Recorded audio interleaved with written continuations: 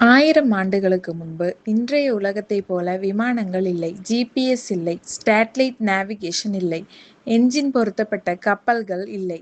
ஆனால் தமிழ்நாட்டின் கடற்கரையிலிருந்து புறப்பட்ட கப்பல்கள் ஆயிரக்கணக்கான கிலோமீட்டர் தொலைவில் இருந்த நாடுகளை அடைந்தன. அந்த கப்பல்களில் சென்றவர்கள் வெறும் வணிகர்கள் மட்டுமல்ல, சில நேரங்களில் படைகளும் சென்றன. ஒரு பேரரசின் அரசியல் அதிகாரமும் சென்றது, ஒரு மொழியும் சென்றது, ஒரு கலாச்சாரமும் சென்றது. இந்த கடல் பயணங்களின் பின்னால் இருந்த மிகப்பெரிய சக்திகளில் ஒன்று சோழ பேரரசு. ஆனால் இன்று சமூக வலைத்தளங்களில் சோழர்களை பற்றி பலவிதமான தகவல்கள் சொல்லப்படுகின்றன. சோழர்கள் இந்தோனேஷியா முழுவதையும் ஆட்சி செய்தார்கள். தென்கிழக்கு ஆசியா முழுவதும் சோழர்களின் கட்டுப்பாட்டில் இருந்தது. உலகின் மிகப்பெரிய கடற்படை சோழர்களிடம் இருந்தது. இவற்றில் எது உண்மை, எது மிகைப்படுத்தல்? சோழர்களின் கப்பல்கள் உண்மையில் எவ்வளவு தூரம் சென்றன? இலங்கையை தாண்டி எங்கு சென்றார்கள்? மலேசியா, இந்தோனேஷியா, தாய்லாந்து அல்லது அதற்கும் அப்பால்? இன்று இந்த வீடியோவில் ஆதாரங்களுடன் சோழர்களின் கடல் பயணத்தை தொடக்கம் முதல் முடிவு வரை பார்க்க போகிறோம். சோழர்களின் கடல் வரலாற்றை புரிந்து கொள்ள முதலில் ஒரு விஷயத்தை புரிந்து கொள்ள வேண்டும். சோழர்களுக்கு கடல் என்பது வெறும் எல்லை அல்ல, அது ஒரு வழித்தடம். காவிரி டெல்டா சோழர்களின் பொருளாதார சக்திக்கு முக்கியமான பகுதியாக இருந்தது. காவிரி கொண்டு வந்த வளமான மண் விவசாயத்தை வளர்த்தது. விவசாயம் வளர்ந்த போது மக்கள் தொகையும் நகரங்களும் வளர்ந்தன. அதோடு வணிகமும் வளர்ந்தது. உள்நாட்டு வணிகம் மட்டுமல்ல, கடல் வணிகமும் வளர்ந்தது. தமிழகத்தின் கிழக்கு கடற்கரை வங்காள விரிகுடாவை நோக்கி திறந்திருந்தது. அந்த கடல் பாதை வழியாக இலங்கை, வங்காளம், தென்கிழக்கு ஆசியா போன்ற பகுதிகளுடன் தொடர்பு கொள்ள முடிந்தது. இதனால் சோழர்களுக்கு கடல் என்பது பொருளாதார ரீதியாகவும் அரசியல் ரீதியாகவும் முக்கியமானதாக மாறியது. சோழர்களுக்கு முன்பே தமிழர்களுக்கு கடல் பயணம் இருந்ததா? ஆம், இது மிகவும் முக்கியமான விஷயம். சோழர்கள் கடல் வணிகத்தை புதிதாக கண்டுபிடித்தவர்கள் அல்ல. சங்க காலத்திலேயே தமிழர்களுக்கு கடல் வணிகம் இருந்ததற்கான இலக்கிய மற்றும் தொல்லியல் ஆதாரங்கள் உள்ளன. முசிறி போன்ற துறைமுகங்கள், காவிரி பூம்பட்டினம் போன்ற நகரங்கள், வெளிநாட்டு வணிக தொடர்புகள் ஆகியவை தமிழகத்தின் பழைய கடல்சார் வரலாற்றை காட்டுகின்றன. அதாவது சோழர்கள் உருவாக்கிய கடல் சக்தி என்பது வெறுமனே ஒரு அரசனின் கண்டுபிடிப்பு அல்ல. பல நூற்றாண்டுகளாக வளர்ந்திருந்த தமிழகத்தின் கடல்சார் வணிக மரபை சோழர்கள் அரசியல் மற்றும் இராணுவ சக்தியுடன் இணைத்தனர். ராஜராஜ சோழன் கடல் சக்தியின் மிகப்பெரிய திருப்பம். இப்போது நாம் சோழர்களின் வரலாற்றில் ஒரு முக்கியமான பெயருக்கு வருகிறோம், ராஜராஜ சோழன். அவர் ஆட்சிக்கு வந்தபோது சோழ பேரரசு ஏற்கனவே வலிமையானதாக இருந்தது. ஆனால் ராஜராஜன் அதை இன்னும் பெரிய பேரரசாக மாற்றினார். தென்னிந்தியாவில் பல பகுதிகள் சோழர்களின் கட்டுப்பாட்டுக்குள் வந்தன. அதன் பின்னர் சோழர்களின் கவனம் இலங்கை நோக்கி திரும்பியது. இலங்கை மீது நடத்தப்பட்ட படையெடுப்பு சோழர்களின் கடல் திறனை வெளிப்படுத்திய முக்கிய நிகழ்வாக அமைந்தது. ஒரு விஷயத்தை நினைத்து பாருங்கள், பெரிய படையை கடல் கடந்து வேறு நாட்டுக்கு அனுப்புவது சாதாரண விஷயம் அல்ல. படை வீரர்கள் வேண்டும், ஆயுதங்கள் வேண்டும், உணவு வேண்டும், குதிரைகள் மற்றும் பிற பொருட்கள் தேவைப்படலாம். அவற்றையெல்லாம் கப்பல்களில் ஏற்ற வேண்டும், கடல் கடக்க வேண்டும், எதிரியின் கரையில் இறக்க வேண்டும். அதாவது சோழர்களிடம் ஒரு பெரிய அளவிலான கடல் சார்ந்த இராணுவ அமைப்பு இருந்திருக்க வேண்டும். இலங்கை ஏன் இவ்வளவு முக்கியம்? இலங்கை வெறும் அண்டை நாடு அல்ல. இந்திய பெருங்கடல் வணிகத்தில் அதன் புவியியல் அமைப்பு மிகவும் முக்கியமானது. இந்திய துணை கண்டத்திற்கும் தென்கிழக்கு ஆசியாவிற்கும் இடையே செல்லும் கடல் பாதைகளில் இலங்கை முக்கியமான இடம் பெற்றது. மேலும் தீவின் வளங்களும் அதன் துறைமுகங்களும் அரசியல் ரீதியாக முக்கியமானவை.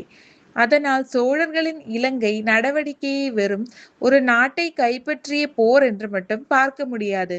அது கடல் வழி அரசியல் சக்தியின் வெளிப்பாடாகவும் பார்க்கப்படுகிறது. ராஜேந்திர சோழன் அடுத்த கட்டம். ராஜராஜனுக்கு பிறகு அவரது மகன் ராஜேந்திர சோழன் ஆட்சிக்கு வந்தார். அவரது காலத்தில் சோழ பேரரசின் செல்வாக்கு மேலும் விரிந்தது. வட இந்திய படையெடுப்புகள் நடந்தன. கங்கை வரை சோழ படைகள் சென்றதாக வரலாற்று ஆதாரங்கள் கூறுகின்றன. அதனால் அவர் கங்கை கொண்ட சோழன் என்ற பெருமையை பெற்றார். ஆனால் ராஜேந்திரனின் வரலாற்றில் இன்னொரு அத்தியாயமும் இருந்தது.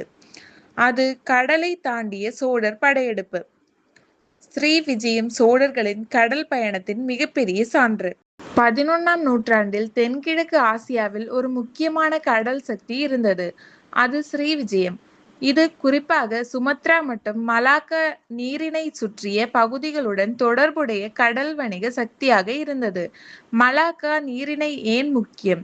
இந்திய பெருங்கடலில் இருந்து தென்கிழக்கு ஆசியாவிற்கு செல்லும் கடல் வணிக பாதைகளில் இது முக்கியமான வழி. அந்த பாதையில் அதிகாரம் வைத்திருப்பது வணிக ரீதியாக மிகப்பெரிய பலன். ராஜேந்திர சோழனின் காலத்தில் சோழர்கள் ஸ்ரீவிஜயத்தின் பல முக்கிய இடங்களை நோக்கி கடற்படை நடவடிக்கை மேற்கொண்டனர். இந்த தகவல் வெறும் கதையல்ல. சோழர் கல்வெட்டுகளில் இந்த படையெடுப்பின் விவரங்கள் பதிவு செய்யப்பட்டுள்ளன. இதுதான் அந்த வரலாற்றின் மிகப்பெரிய பலம். சோழர் கல்வெட்டுகள் சொல்லும் ஆச்சரியமான தகவல். ராஜேந்திர சோழனின் மெய்கீர்த்திகளில் தென்கிழக்கு ஆசியாவுடன் தொடர்புடைய பல இடங்களின் பெயர்கள் வருகின்றன. அந்த பெயர்களை இன்றைய புவியியல் வரைபடத்துடன் ஒப்பிட்டு பார்த்தால் சுமத்ரா, மலாய் தீபகற்பம், மலாக்கா நீரிணை பகுதி போன்ற இடங்களுடன் தொடர்புகள் இருப்பதை அறிய முடிகிறது. அதாவது சோழர்களின் கடற்படை நடவடிக்கை இலங்கையை தாண்டி இருந்தது என்பது தெளிவாகிறது. அவர்கள் வங்காள விரிகுடாவை கடந்து தென்கிழக்கு ஆசியாவின் கடல் உலகை அடைந்திருந்தனர். சோழர்கள் இந்தோனேசியாவை கைப்பற்றினார்களா? இது மிகவும் முக்கியமான கேள்வி. இதற்கு பதில் சொல்லும்போது கவனமாக இருக்க வேண்டும். சோழர்கள் இந்தோனேசியா மற்றும் மலாய் உலகின் சில பகுதிகளை நோக்கி படையெடுத்தனர் என்பதற்கு ஆதாரங்கள் உள்ளன. ஆனால் அந்த பகுதிகள் அனைத்தும் நீண்ட காலத்திற்கு சோழர்களின் நேரடி நிர்வாகத்தில் கீழ் இருந்தன என்று கூறுவதற்கு போதுமான ஆதாரம் இல்லை. இதுதான் வரலாற்றையும் புராண கற்பனையையும் பிரிக்கும் இடம். ஒரு அரசன் ஒரு நாட்டின் மீது படையெடுப்பது அந்த நாட்டை பல தலைமுறைகள் ஆட்சி செய்வதற்கு சமம் அல்ல. அதேபோல் ஒரு துறைமுகத்தை தாக்குவது முழு நாட்டையும் கைப்பற்றுவதற்கு சமம் அல்ல. எனவே சோழர்கள் தென்கிழக்கு ஆசியாவை அடைந்தார்கள் என்பது உண்மை. அவர்கள் அங்குள்ள சில முக்கிய அரசியல் மற்றும் வணிக மையங்களை தாக்கினார் என்பதும் உண்மை. ஆனால் தென்கிழக்கு ஆசியா முழுவதும் சோழர்களின் நிரந்தர ஆட்சி என்று கூறுவது மிகைப்படுத்தல். அந்த கடற்படை எப்படி இவ்வளவு தூரம் சென்றது? இங்கே நம்மை ஆச்சரியப்படுத்தும் இன்னொரு விஷயம் இருக்கிறது. அந்த காலத்தில் நவீன நேவிகேஷன் டெக்னாலஜி இல்லை. ஆனால் கடலோடிகளுக்கு இயற்கையை படிக்கும் அறிவு இருந்தது. காற்றின் திசை, பருவமழை காற்று, நட்சத்திரங்கள், கடல் நீரோட்டங்கள், கரையோர அடையாளங்கள் இவை அனைத்தும் பயணத்தில் முக்கிய பங்கு வகித்திருக்கலாம். குறிப்பாக இந்திய பெருங்கடலில் பருவமழை காற்று கடல் வணிகத்திற்கு பெரும் உதவியாக இருந்தது. அதாவது கடலை வெல்ல அவர்கள் இயற்கையுடன் போராடவில்லை, இயற்கையின் விதிகளை புரிந்து கொண்டு அதை பயன்படுத்தினர். சோழர்களின் கடற்படை வெறும் போருக்காக மட்டுமா? இல்லை, இதையும் புரிந்து கொள்ள வேண்டும். சோழர்களின் கடல் சக்தியை வெறும் போர் கப்பல்களால் மட்டும் பார்க்க கூடாது. அதன் பின்னால் ஒரு பெரிய வணிக உலகம் இருந்தது. தமிழக துறைமுகங்கள், வணிகர்கள், வணிக குழுக்கள், கப்பல் தொழில்நுட்பம், கடல் பாதைகள், வெளிநாட்டு சந்தைகள் இவை அனைத்தும் ஒன்றுடன் ஒன்று இணைந்திருந்தன. தமிழர்களின் ஐந்நூற்றுவர் மணிகிராமம், நானாதேசி போன்ற வணிக குழுக்கள் தென்னிந்திய வரலாற்றில் முக்கியமானவை. இவர்கள் பல பகுதிகளுடன் வணிக தொடர்பு வைத்திருந்தனர். இதனால் சோழர்களின் கடல் வரலாறு என்பது போர், வணிகம், அரசியல், கலாச்சாரம் என்ற 4 விஷயங்களின் கலவையாக இருந்தது. தமிழர்கள் வெளிநாடுகளில் என்ன விற்றார்கள்?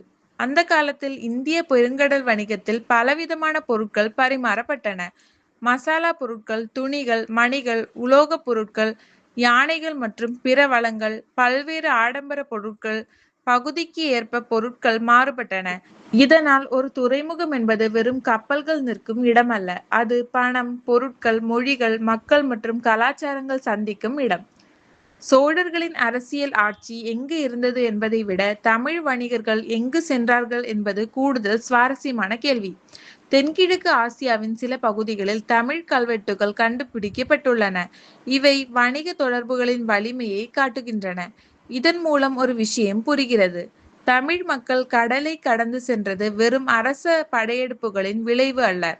வணிகர்களும் கடலோடிகளும் பல நூற்றாண்டுகளாக இந்த கடல் உலகின் ஒரு பகுதியாக இருந்தனர்.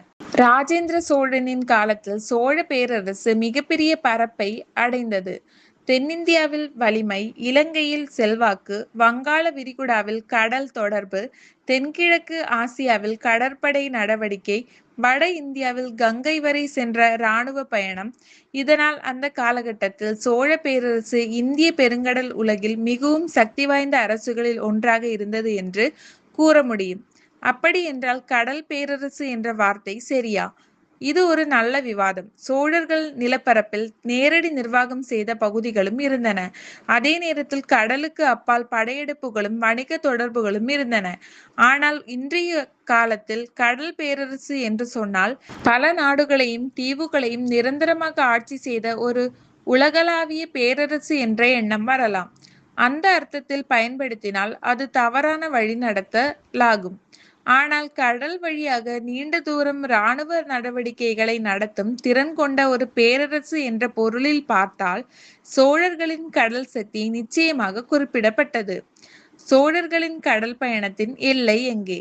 இதுதான் ஆரம்பத்தில் கேட்ட மிகப்பெரிய கேள்வி. சோழர்கள் இலங்கை சென்றனர், வங்காள விரிகுடாவை தாண்டினார், மலாக்கா நீரிணை மற்றும் தென்கிழக்கு ஆசியாவின் முக்கிய வணிக உலகத்தை அடைந்தனர். சுமத்ரா மற்றும் மலாய் பகுதிகளுடன் தொடர்புடைய இடங்களை நோக்கி படையெடுப்புகள் நடத்தினர். அதாவது இன்றைய இந்தியாவின் கிழக்கு கடற்கரையிலிருந்து ஆயிரக்கணக்கான கிலோமீட்டர் தொலைவில் இருந்த தென்கிழக்கு ஆசியா கடல் உலகம் வரை சோழர்களின் கடல் சக்தி சென்றடைந்தது. அது அந்த கால தொழில்நுட்பத்தை நினைத்து பார்த்தால் சாதாரண விஷயம் அல்ல. சோழர்கள் ஏன் பின்னர் பலவீனமடைந்தார்கள்? எந்த பேரரசும் நிரந்தரமாக ஒரே சக்தியில் இருப்பதில்லை. சோழர்களுக்கும் அதே நிலை ஏற்பட்டது. உள்நாட்டு அரசியல் மாற்றங்கள், வாரிசுரிமை பிரச்சினைகள், பாண்டியர்களின் எழுச்சி, பிற தென்னிந்திய அரசுகளின் வலிமை, பொருளாதார மற்றும் இராணுவ மாற்றங்கள், இவை அனைத்தும் சோழர்களின் சக்தியை படிப்படியாக பாதித்தன. கடைசியில் சோழர்களின் பேரரசு முன்பிருந்த அளவுக்கு வலிமையாக இருக்கவில்லை. ஆனால் அவர்கள் விட்டு சென்ற கடல்சார் வரலாறு மட்டும் மறைந்து விடவில்லை. சோழர்களின் வரலாற்றில் உண்மையான ஆச்சரியம் அவர்கள் எத்தனை நாடுகளை கைப்பற்றினார்கள் என்பதில் மட்டுமல்ல. அதைவிட பெரிய கேள்வி 1000 ஆண்டுகளுக்கு முன்பு அவர்கள் எப்படி இவ்வளவு தொலைவுக்கு கடல் வழியாக சென்றார்கள்? அந்த காலத்தில் காற்றை புரிந்து கொள்ள வேண்டும், கடலை புரிந்து கொள்ள வேண்டும், பருவமழையை கணிக்க வேண்டும், கப்பல்களை உருவாக்க வேண்டும், மனிதர்களை ஒருங்கிணைக்க வேண்டும், வணிக பாதைகளை அறிந்திருக்க வேண்டும், படைகளை கொண்டு செல்ல வேண்டும். அவை அனைத்தையும் ஒரே அரசியல் அமைப்பு ஒருங்கிணைத்தது. அதுதான் சோழர்களின் உண்மையான கடல் சக்தி. இன்று சோழர்களின் வரலாறு நமக்கு என்ன சொல்கிறது? சோழர்களின் வரலாறு ஒரு பழைய பெருமை கதை மட்டுமல்ல, அது ஒரு முக்கியமான பாடம். ஒரு சமூகத்தின் வளர்ச்சிக்கு நிலம் மட்டும் போதாது. கடலும் ஒரு வாய்ப்பு, வணிகமும் ஒரு சக்தி, தொழில்நுட்பமும் ஒரு சக்தி, அறிவும் ஒரு சக்தி. சோழர்கள் இவற்றை ஒன்றாக பயன்படுத்திய காலத்தை நாம் பார்க்கிறோம். அதனால்தான் 1000 ஆண்டுகளுக்கு பிறகும் அவர்களின் பெயர் கடலை தாண்டியும் பேசப்படுகிறது. இன்று நாம் தமிழ்நாட்டின் கடற்கரையில் நின்று கடலை பார்க்கிறோம். நமக்கு அது ஒரு அழகான காட்சி. ஆனால் 1000 ஆண்டுகளுக்கு முன்பு அதே கடலை பார்த்த சோழர்களுக்கு அது ஒரு பாதை. அந்த அலைகளுக்கு அப்பால் புதிய சந்தைகள் இருந்தன, புதிய துறைமுகங்கள் இருந்தன, புதிய அரசுகள் இருந்தன, புதிய வாய்ப்புகள் இருந்தன. அந்த கடலை கடந்து சென்ற தமிழர்களின் பயணமே இன்று நாம் சோழர்களின் கடல் வரலாறு என்று அழைக்கிறோம். அவர்கள் உலகம் முழுவதையும் ஆட்சி செய்தார்களா? இல்லை. அதை சொல்ல வரலாற்று ஆதாரம் போதுமானதாக இல்லை. ஆனால் 1000 ஆண்டுகளுக்கு முன்பு தென்னிந்தியாவில் இருந்து எழுந்த ஒரு பேரரசு இந்திய பெருங்கடலை தாண்டி தென்கிழக்கு ஆசியாவின் கடல் உலகில் தனது இராணுவ சக்தியை வெளிப்படுத்தியது என்பது மறுக்க முடியாத அளவுக்கு முக்கியமான வரலாற்று நிகழ்வு. இதுதான் சோழர்களின் உண்மையான பெருமை. அவர்கள் கடலை வென்றார்கள் என்று சொல்ல வேண்டிய அவசியமில்லை. அவர்கள் கடலை ஒரு பாதையாக மாற்றினார்கள் என்று சொன்னாலே போதும். ஒரு தமிழ் பேரரசின் கப்பல்கள் காவிரி கரையிலிருந்து புறப்பட்டு இலங்கையை தாண்டி வங்காள விரிகுடாவை கடந்து மலாக்கா நீரிணையை நோக்கி சென்ற அந்த கதை இன்றும் நம்மை வியக்க வைக்கிறது. இது வெறும் சோழர்களின் கதை அல்ல, இது தமிழர்களின் கடல்சார் வரலாற்றின் ஒரு மிகப்பெரிய அத்தியாயம். இந்த வரலாற்று பயணம் உங்களுக்கு பிடித்திருந்தால் லைக் செய்யுங்கள். இந்த மாதிரி ஆதாரங்களுடன் கூடிய மறைக்கப்பட்ட மற்றும் சுவாரஸ்யமான தமிழ் வரலாற்று கதைகளுக்காக நமது சேனலை சப்ஸ்கிரைப் செய்ய மறக்காதீர்கள். அடுத்த வீடியோவில் சந்திப்போம். நன்றி, வணக்கம்.